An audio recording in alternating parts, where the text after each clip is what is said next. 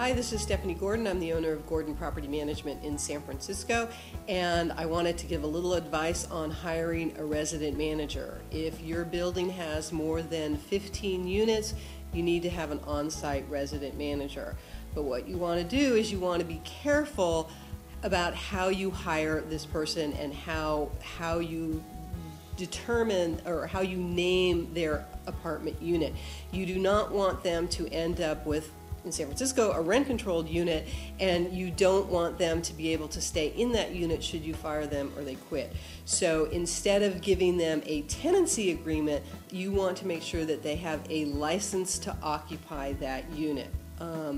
So in addition, you need to make sure that you're going to be in compliance with all of the California and U.S. wage and hourly labor laws. So a lot of property owners just kind of have a gentleman's agreement with their resident managers, and they get so much off of the rent, and they're expected to do so much, and there it ends. And that's a really bad practice. If you end up firing that resident manager, they could come back later and say, I was working 18 hours a day, and all I got off with my rent was a couple $100s a month. So you really need to have your resident managers submit a time card, either weekly, bi-monthly, monthly, but you want them to put something in writing specifying the hours that they've actually worked, so that they can't come back later when they're unhappy with you and say they worked a lot more and they weren't being paid minimum wage.